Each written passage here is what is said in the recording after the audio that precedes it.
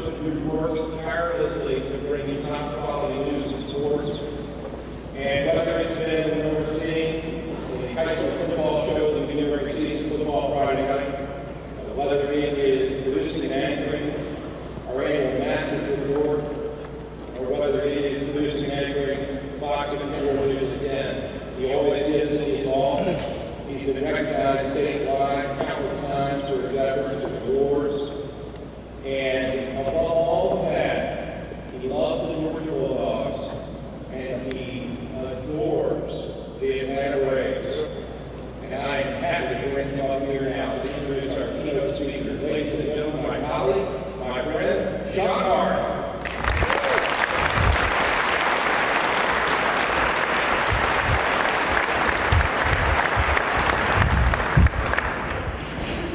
Thank you, Brad. Hi, how you doing? I'm John. And as Sheriff put it so well a little bit earlier on tonight, the Boys and Girls Club is all about making dreams come true. And I can definitely tell you, you are making my dream come true tonight by allowing me to share the stage with Dale Murphy. Yeah.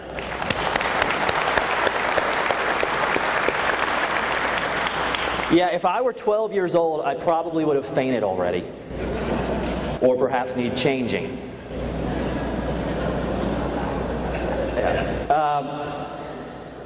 I've never met Dale Murphy. I feel like I've known my entire life. In fact, I would go as far as to say that other than my parents, I can't name one individual who has had a greater impact on my life as a person, teaching me to be a good person, and teaching me to be a good professional without even really knowing it. I think the first year I remember being old enough to be a diehard Braves fan would be 1984. That year, my dad took me to my very first game. It was July 19th, in fact, and I remember the date because my dad got us tickets weeks in advance, and I couldn't eat, I couldn't sleep, I couldn't wait for that game to get there. Back then I lived in Columbus, Georgia. It's about 2 hours southwest of Atlanta. And so the day came, we made the 2-hour drive up to the ballpark, and I got there and I had my glove and I had my jersey, my number 3 Dale Murphy jersey, of course. I got my popcorn, got everything ready, got in the stands, and the Braves lost 9-1. Yeah. But the one Braves run that day was scored by Dale Murphy. There were a lot of days like that back in the day. You folks eating the steak tonight are probably too young to remember, but those of us who are eating the burgers remember all too well that the Braves were not always this good. In fact, from 1985 to 1990, the Braves finished dead last every single season. Stan Kasten is now the owner of the Washington Nationals, but he used to be the Braves president back in the day. And he said of those days, back then Dale Murphy was all we had. And he was right. I remember many, many nights when less than 2,000 people would show up at old Atlanta Fulton County Stadium to see the Braves. Skip Carey used to call it a partial sellout. I know there were so few people there because I was one of them. It would be 110 degrees on some August evening, and the Braves would be 30 games out of first place and down by who knows how many runs. And yet there was Dale Murphy, diving after every foul fly ball, running as hard as he could on every ground ball, and hustling to and from everywhere he had to be on the field. You can Google his stats. I don't have to go through all of them. I can tell you he was a 7-time All-Star. More often than not, voted in by the fans to start the game despite being on the worst team in the league at the time. He was a 5-time Gold Glover, a 2-time National League Most Valuable Player, back-to-back in 1982 and 1983.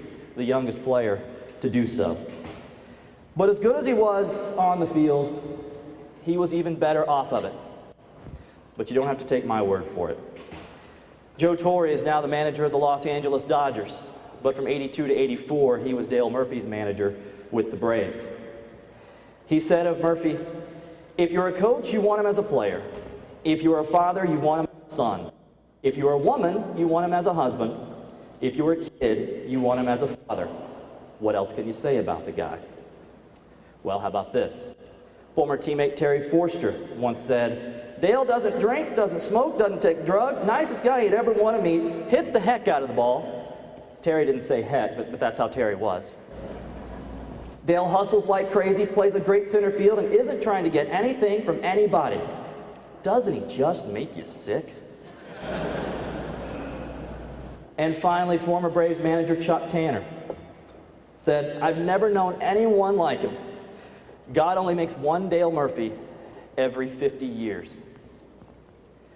With all due respect to Chuck Tanner, I would go a little bit farther and say that God only made one Dale Murphy.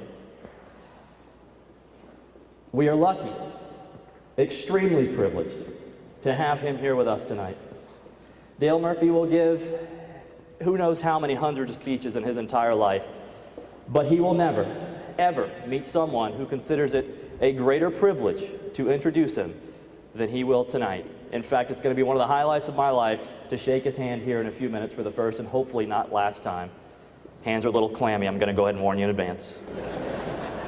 Ladies and gentlemen, please rise and join me in welcoming, in my opinion, the greatest Atlanta Brave to ever live, and if anybody in baseball has any sense, future Hall of Famer, Dale Murphy.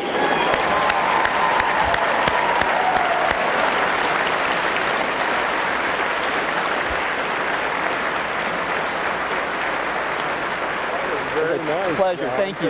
It's an honor, really. I appreciate that. Thank you. Thank you very much. Thank you.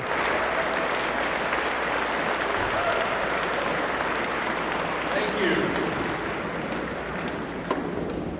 Thank you, John. Thank you. Man alive, what an introduction.